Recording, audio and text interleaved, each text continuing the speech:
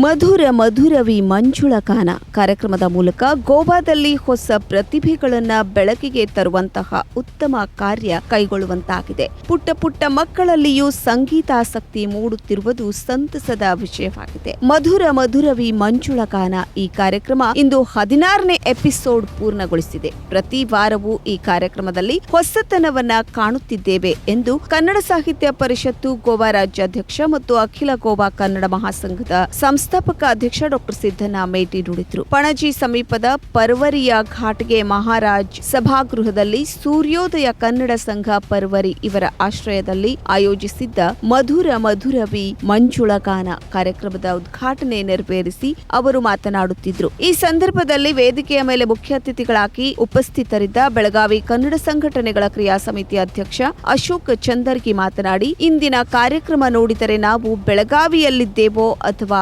ಬೆಂಗಳೂರಿನಲ್ಲಿದ್ದೇವೋ ಎಂಬುದು ಗೊತ್ತಾಗುತ್ತಿಲ್ಲ. ಗೋವಾದಲ್ಲಿ ಇಷ್ಟೊಂದು ಸಂಖ್ಯೆಯಲ್ಲಿ ಕಾರ್ಯಕ್ರಮಕ್ಕೆ ಕನ್ನಡಿಗರು ಸೇರಿಸುವುದು ಹೆಮ್ಮೆಯ ವಿಷಯ. ಗೋವಾದಲ್ಲಿ 4 ಲಕ್ಷಕ್ಕೂ ಹೆಚ್ಚು ಕನ್ನಡಿಗರು ನೆಲೆಸಿದ್ದಾರೆ. ಕರ್ನಾಟಕದ ವಿವಿಧ ಭಾಗಗಳಿಂದ ಗೋವಾಕ್ಕೆ ಬಂದು ಇಲ್ಲಿ ಬದುಕು ಕಟ್ಟಿಕೊಂಡು ಇಲ್ಲಿ ಕನ್ನಡವನ್ನ ಉಳಿಸಿ ಬೆಳೆಸಿಕೊಂಡು ಹೋಗುತ್ತಿರುವುದು ಹೆಮ್ಮೆಯ ವಿಷಯ ಎಂದರು. ಈ ಸಂದರ್ಭದಲ್ಲಿ ವೇದಿಕೆಯ ಮೇಲೆ ಮುಖ್ಯ ಅತಿಥಿಗಳಾಗಿ ವಿಜಯಪುರ ಜಿಲ್ಲಾ ಪಂಚಾಯತ್ ಮಾಜಿ ಅಧ್ಯಕ್ಷೆ ನೀಲಮ್ಮ ಮೇಟಿ, ಕರ್ನಾಟಕ ವಿಶ್ವವಿದ್ಯಾಲಯ ಧಾರವಾಡದ ಸಿಂಡಿಕೇಟ್ ಸದಸ್ಯರಾದ ಡಾಕ್ಟರ್ ಕಲ್ಮೇಶ್ ಹಾವೇರ್ಪೇಟ, ಪತ್ರಕರ್ತ ಪ್ರಕಾಶ್ ಭಟ್, ಸೂರ್ಯೋದಯ ಕನ್ನಡ ಸಂಘದ ಅಧ್ಯಕ್ಷ ಗಂಗಯ್ಯ ಹಿರೇಮಠ್, ಕಾರ್ಯದರ್ಶಿ ಬಾಬು ಬಾಗೇವಾಡಿ, ಕಲಾ ಸಂಗಮ ಸಂಸ್ಥೆಯ ಧಾರವಾಡದ ಅಧ್ಯಕ್ಷ ಪ್ರಭು ಹಂಚಿನಾಳ್, ಕವಿ ಶೈಲ ಕನ್ನಡ ಸಂಘದ ಅಧ್ಯಕ್ಷ ಶಂಭು ಶೆಟ್ಟರ್, ಕನ್ನಡ ಸಾಹಿತ್ಯ ಪರಿಷತ್ ದಕ್ಷಿಣ ಗೋವಾ ಜಿಲ್ಲಾಧ್ಯಕ್ಷ ಪರಶುರಾಮ್ ಕಲಿವಾಳ್, ಕನ್ನಡ ಸಾಹಿತ್ಯ ಪರಿಷತ್ತು ಪಣಜಿ ತಾಲೂಕಾ ಘಟಕದ ಅಧ್ಯಕ್ಷ ಹನುಮಂತ್ ಗೋರ್ವರ್, ಕನ್ನಡ ಸಾಹಿತ್ಯ ಪರಿಷತ್ ಉತ್ತರ ಗೋವಾ ಜಿಲ್ಲಾ ಘಟಕದ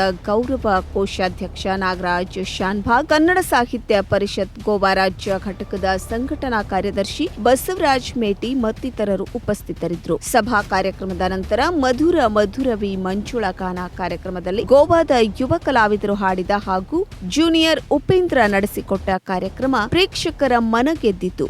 ಗೋವಾದ ವಿವಿಧ ಭಾಗಗಳಿಂದ ಕನ್ನಡಿಗರು ಹೆಚ್ಚಿನ ಸಂಖ್ಯೆಯಲ್ಲಿ ಆಗಮಿಸಿದ್ದರು.